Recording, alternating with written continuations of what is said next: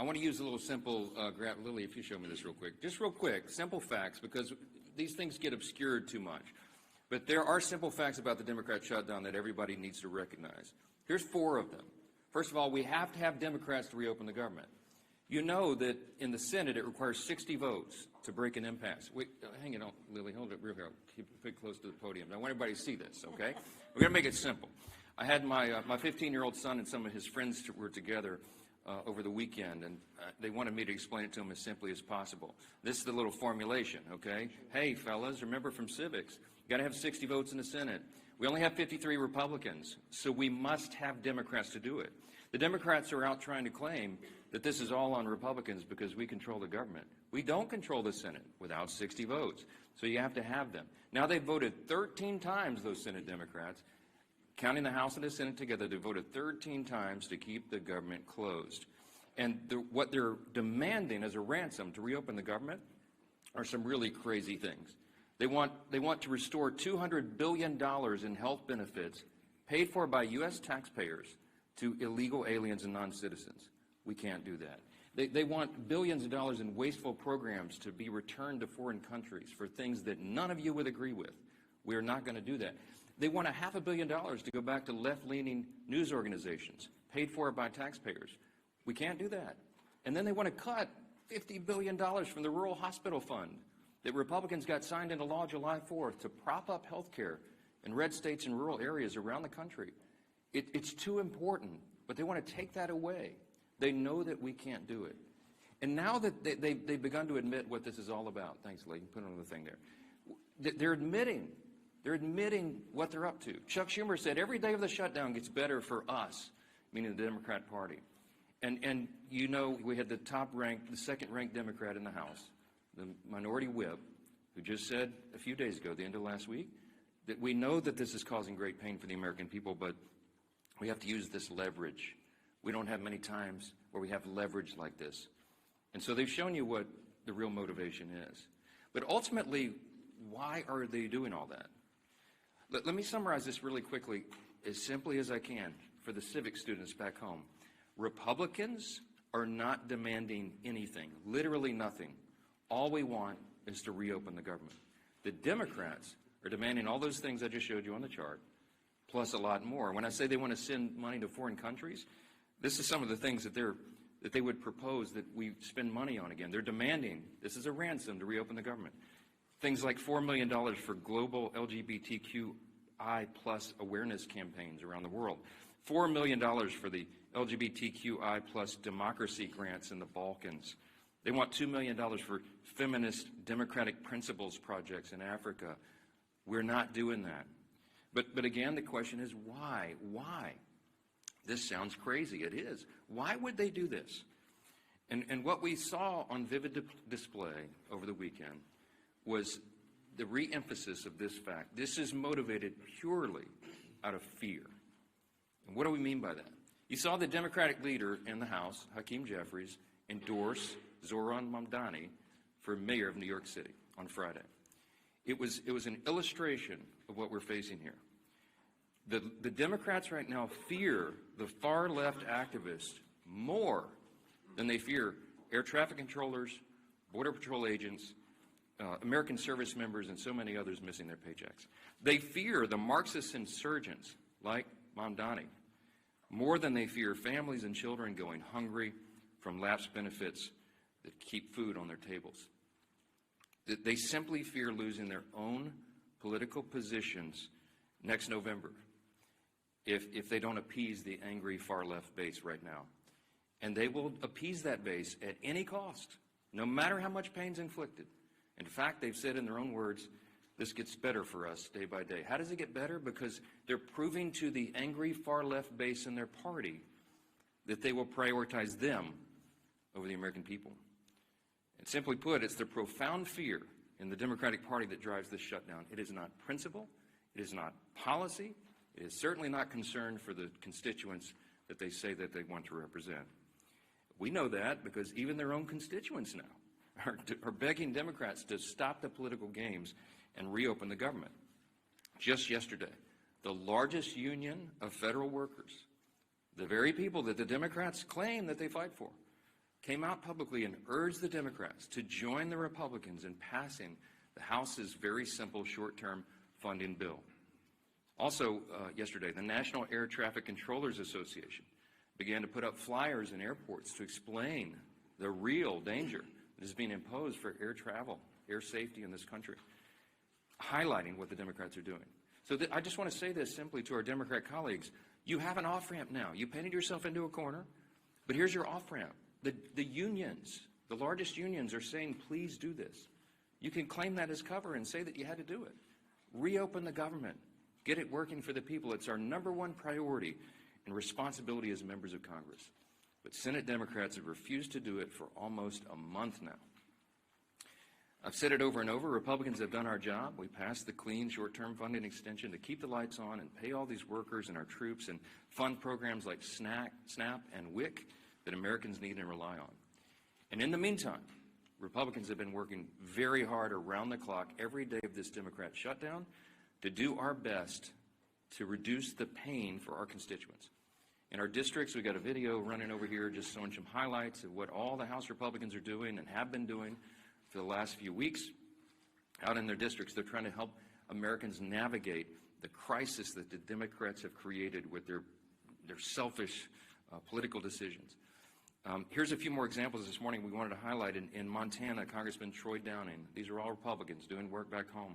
He's met directly with his TSA officers and air traffic controllers who continue to show up to work while Democrats keep the government closed. In New York, Congresswoman Nicole Maliotakis has been working around the clock, hand in hand, for example, with her local national park officials to organize community cleanups and maintain our public lands, doing the work Democrats left behind as park rangers and visitors' staff remain furloughed under their shutdown.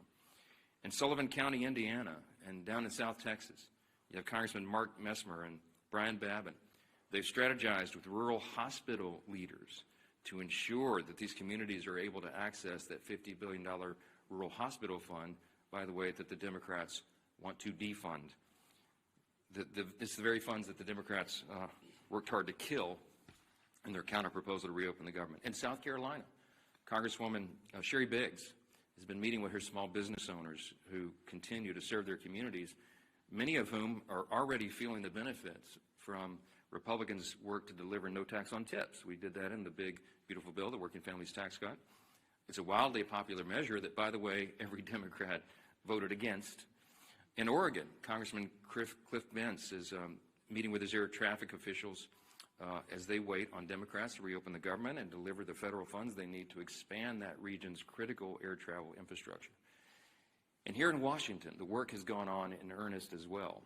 People keep commenting to me, you look so tired on TV. I am so tired because we're not sleeping a lot. We're working overtime.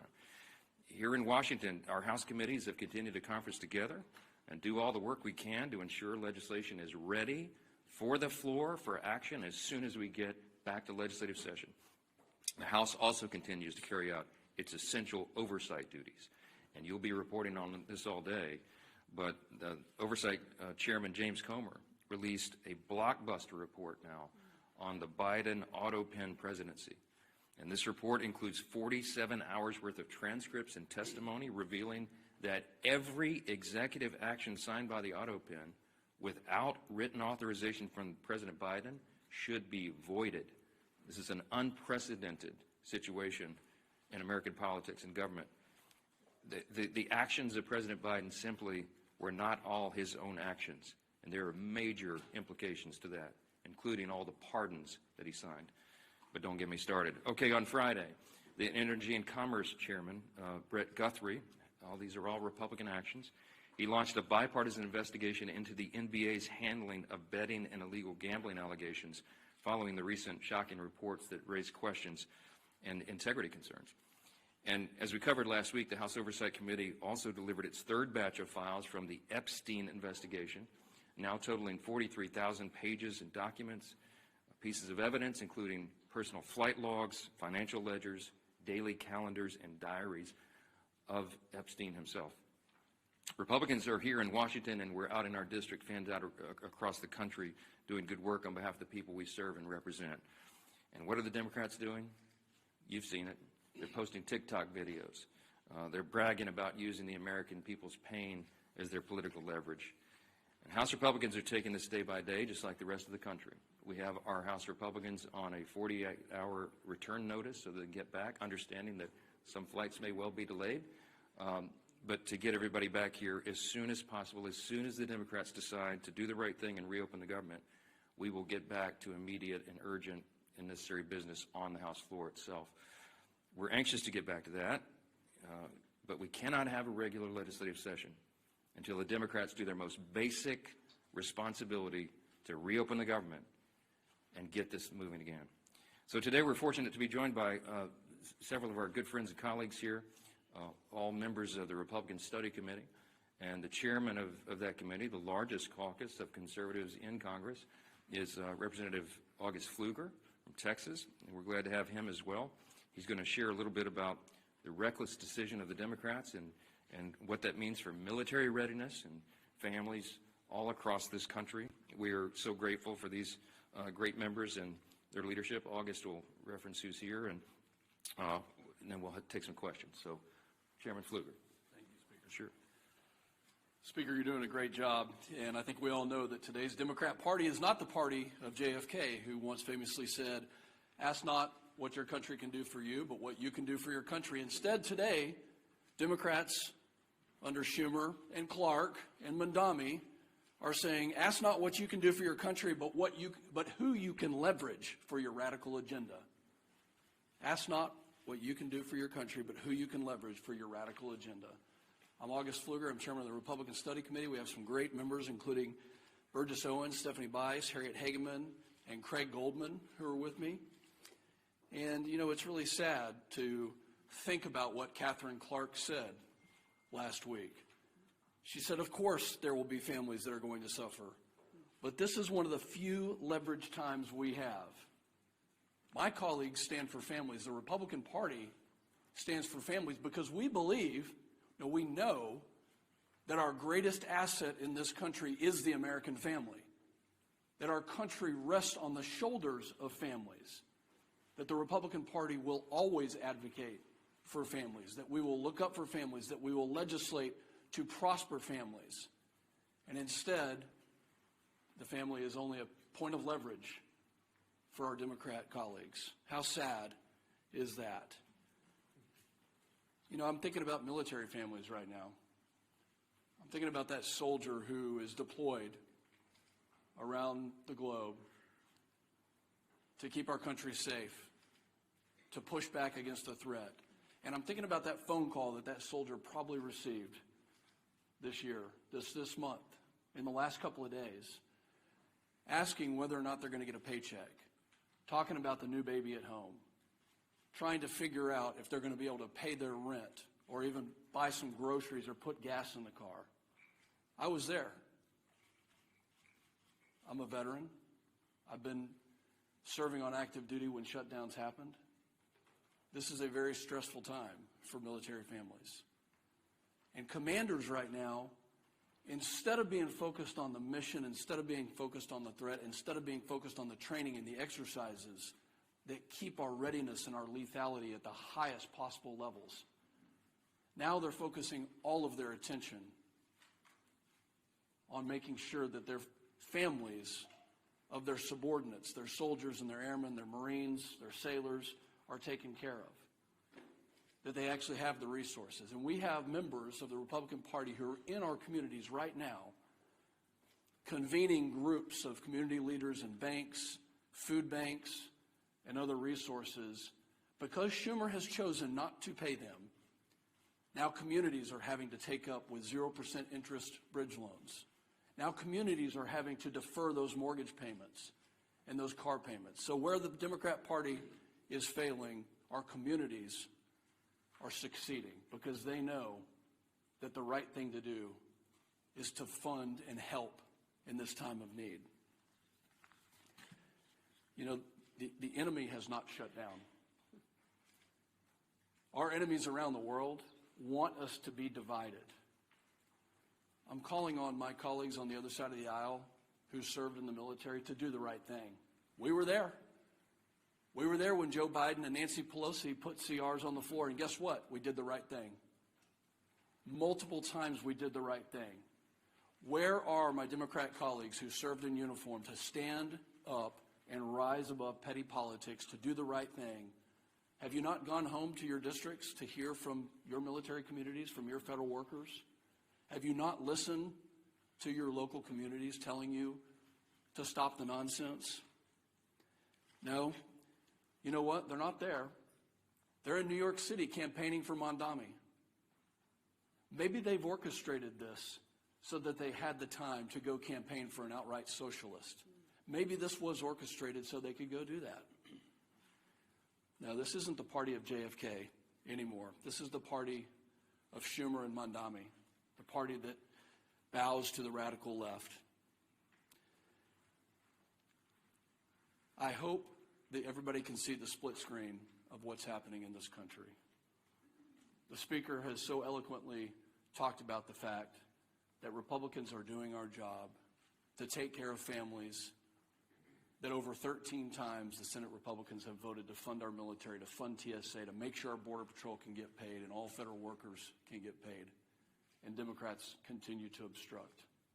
I hope you can see the dichotomy between the two sides here. And I'm calling on Democrat members, especially those who served in the military, to do the right thing and to stop the nonsense. With that, I hand it over to my good friend, our leader, Mr. Steve Scalise. Thank you, Chairman Pfluger. Thank you for your service to our country, especially to all those men and women who are currently serving our nation, whether it be in the military, federal employees that are still working, showing up on their job, but because of Chuck Schumer and Democrats who have bowed to the socialist radicals in their party, those federal workers are not getting paid. We've talked up here for weeks now about some of those hardships, how it's going to affect people, and ultimately now how it is affecting people. Those impacts are now being felt. It's not hypothetical anymore. It's not some memo from a department laying out what might happen. We're starting to hear those stories. You can see, and our conference chair, Lisa McClain, has done a really good job of compiling a lot of the work that's being done by many of our colleagues. One of the reasons we're not meeting in session is because the Democrats shut down the government, but also because of that shutdown, our members are now busy in their districts mopping up a lot of the mess created by those Democrats because of the shutdown, the hardships it's created on families. And those are real hardships, and I applaud my colleagues who are in their districts trying to figure out ways to help people during this difficult time, working with food banks to get food to people who are missing SNAP benefits, WIC payments, military members who are not getting paid, but they're overseas, as Chairman Pfluger talked about. While their family's still here, those babies still have needs, and yet the paycheck's not coming in. Those bills are still due. And Democrats think this is some kind of game. Speakers talked about this over and over again, but what has their reaction been? Not figuring out a solution to get out of it, an off-ramp.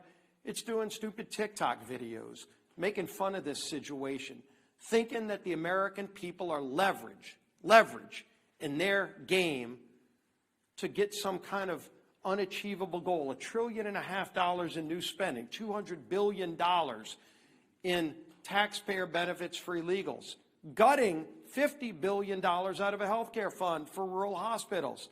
And again, they try to claim it's about something else. Maybe it's about health care. Well, if it was about health care, they wouldn't be gutting $50 billion out of the rural health care fund. They wouldn't have fought, by the way, on the Senate floor months ago to remove a provision, the cost-sharing ratios, that would have lowered premiums on families by 11%. It was in our bill. We voted for it, passed out of the House.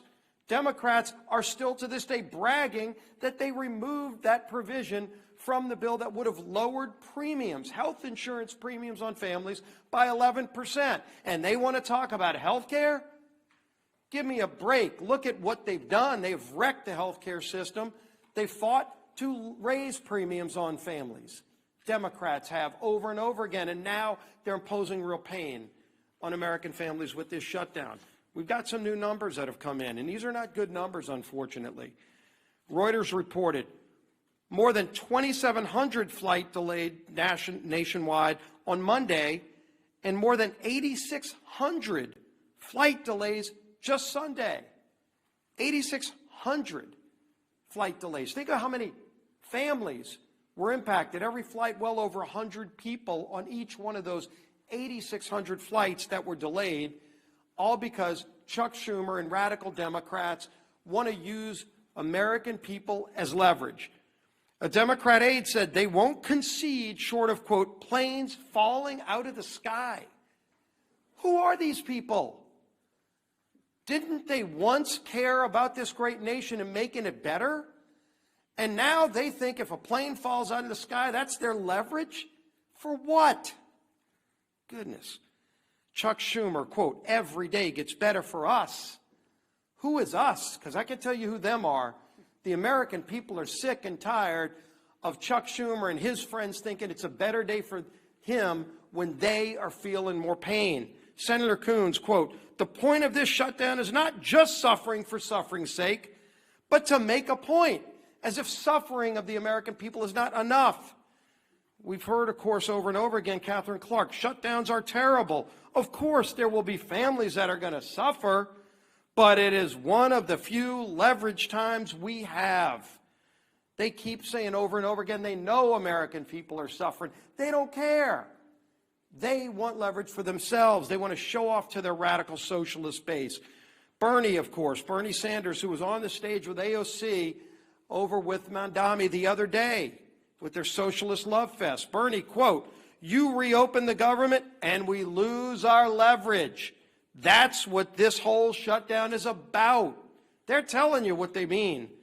Democrat source in the Hill article last week that we talked about, quote, we would have enough votes to reopen the government if people were not terrified of getting the guillotine. This is Democrats being afraid of their own base because their base is so radical that they're afraid of their base.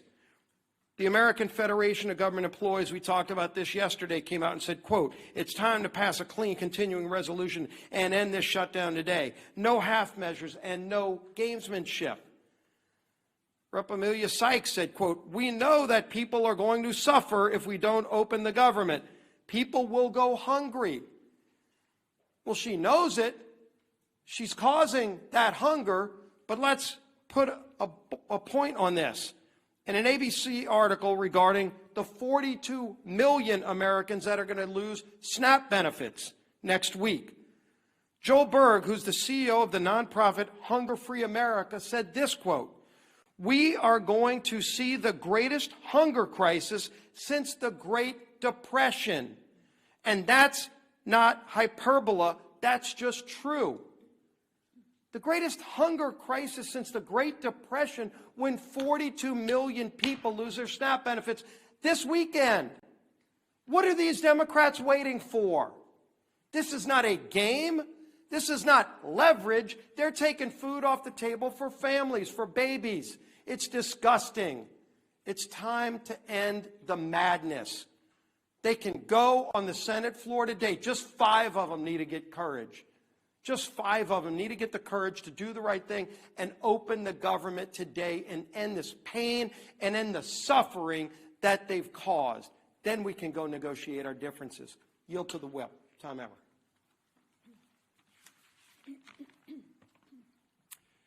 As has been mentioned, yesterday the largest federal workers union in the country, they represent 820,000 federal workers, released a statement calling on Democrats to stop playing political games, pass our clean CR, and reopen the government.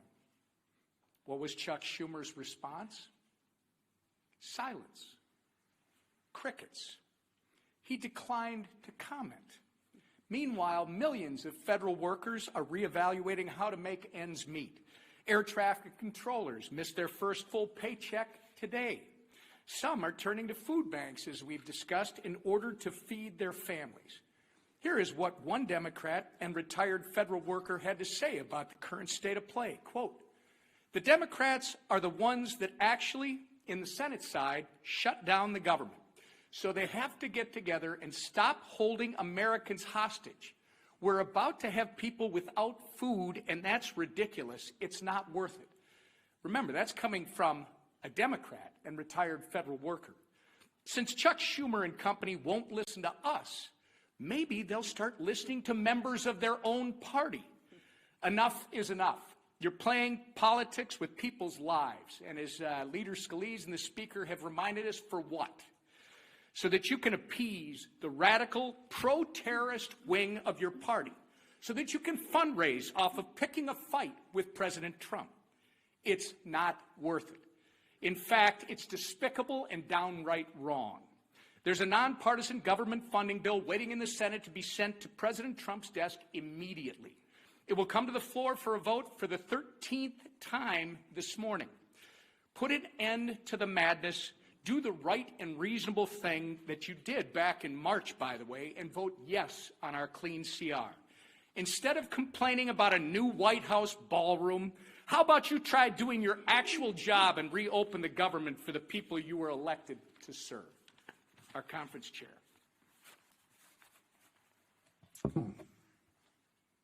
Thank you and good morning, everyone. And I first want to extend a thank you to the RSC chair and the members of the RSC who are here today. And thank you for all the work that you've been doing in the district. I know we appreciate it, and more importantly, I know your constituents appreciate it. I know I've been standing at this podium with Speaker Johnson and House leadership for weeks now. And every time we have said the same thing. Republicans voted to keep the government open. Democrats voted to shut it down. Period. It is that simple. This week, more than any other week, the consequences become impossible to ignore. As of yesterday, more than 10,000 flights have been delayed because of staffing shortages. By the end of this week, nearly 2 million paychecks will be missed by Americans. And by Saturday, 42 million Americans will lose their SNAP benefits. Let that sink in. 42 million Americans will lose their SNAP benefits this Saturday because Democrats want to use them as leverage. This is real pain, real fear, and real consequences. And Democrats are using that as political leverage. And leverage for what? Ask them this. Leverage for what? To force through illegal benefits for illegal immigrants to the tune of $1.5 trillion? 42, they'd rather do that and put 42 million Americans at risk of losing their SNAP benefits. That's what they're choosing. That's what they're choosing. Let that sink in for a minute. This isn't leadership. This is cruel and disgusting, and it's cruelty disguised as politics. Even the president of the largest federal workers union, and I don't know if you noticed that, but he doesn't exactly always cheer for Republicans, but this gentleman is actually begging the Democrats to do the right thing and end the shutdown. While Democrats posture in front of the cameras, Republicans are actually out in their districts working.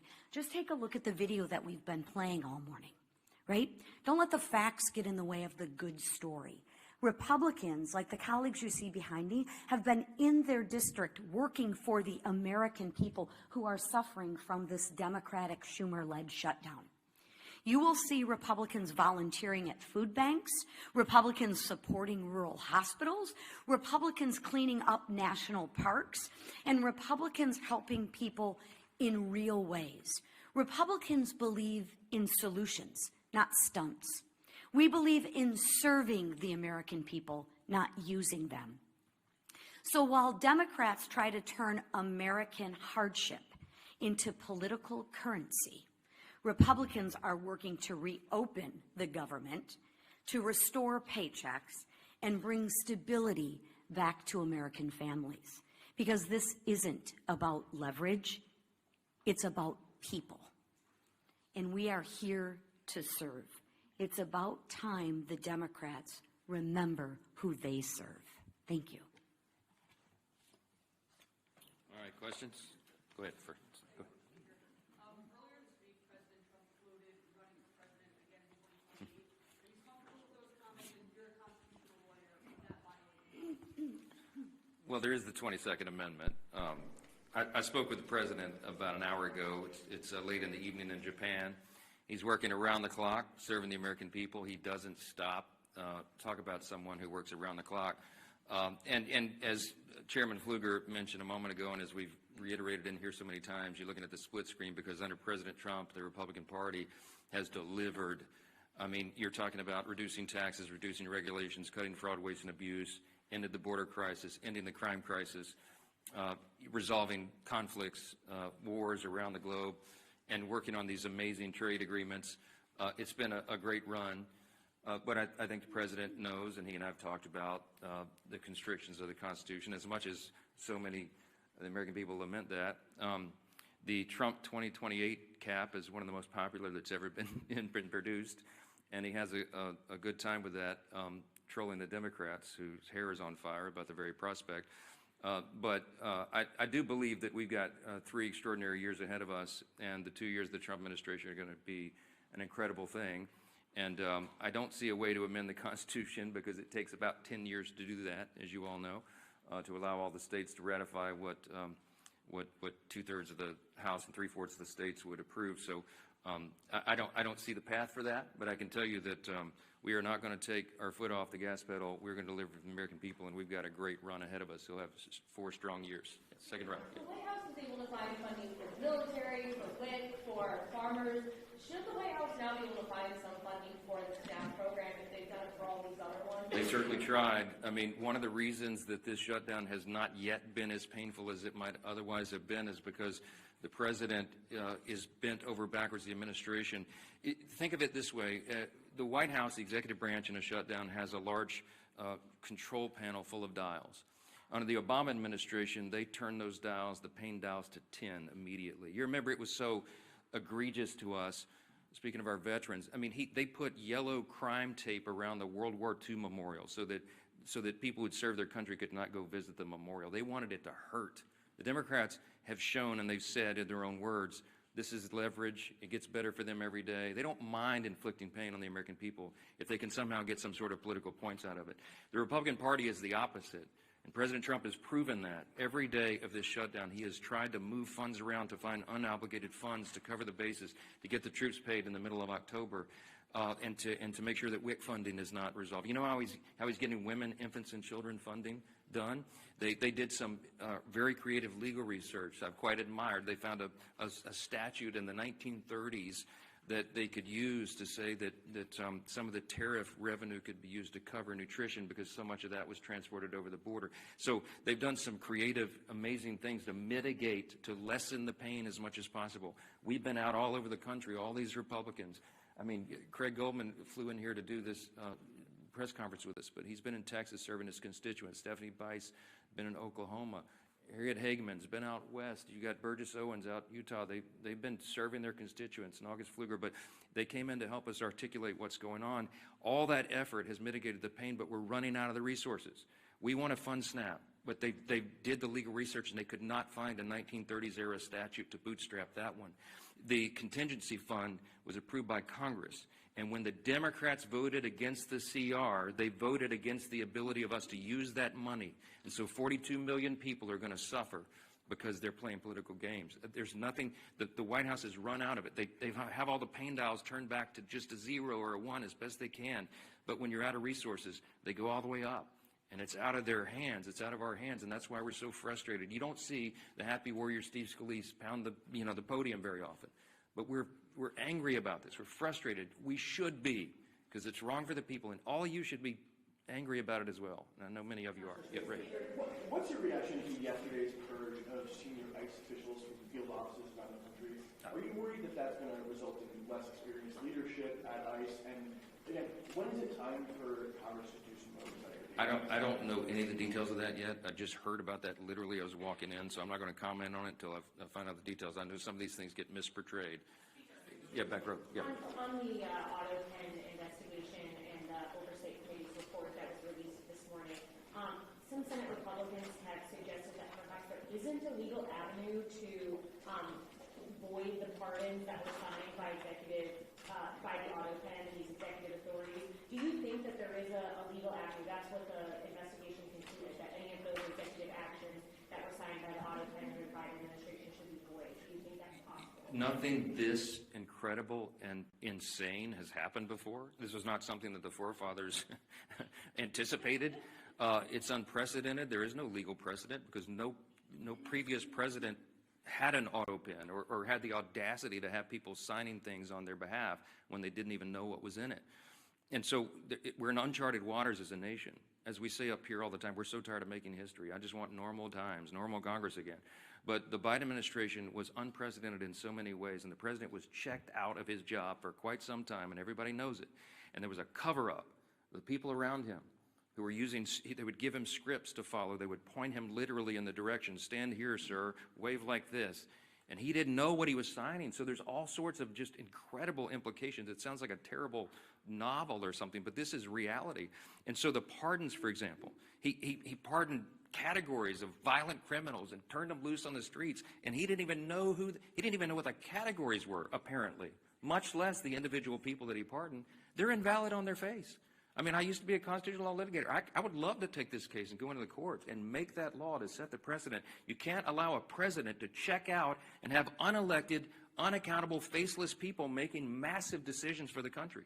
Think of the executive orders that were signed with the auto pen. When he paused LNG exports, liquefied natural gas, to our European allies around the world, I confronted him about it, by the way, the one meeting they allowed me to have with him as Speaker in the Oval. And he looked at me as if it hadn't happened, and he said, I didn't do that. And it occurred to me, he wasn't lying. He honestly didn't know. Do you know what the implications of pausing LNG exports were around the world? It made all of our European allies had to buy their natural gas from Vladimir Putin, which fueled his war machine, to go, conduct his war on Ukraine. It destabilized our energy sector, and it had us step back 3 or 4 steps of energy dominance around the world. Thankfully, we're back now because we have a commander-in-chief who's fully in command and understands the necessity, energy policy being national security policy. I could go on and on and on in every category. Huge implications. What does it mean for us? How do you unwind it? I don't know. But it will be determined in the courts ultimately. And these are unprecedented cases of first impression, as we say, because it's never been tested before. But man, is it dangerous stuff. Front row. Because you win the boot game today. Go ahead.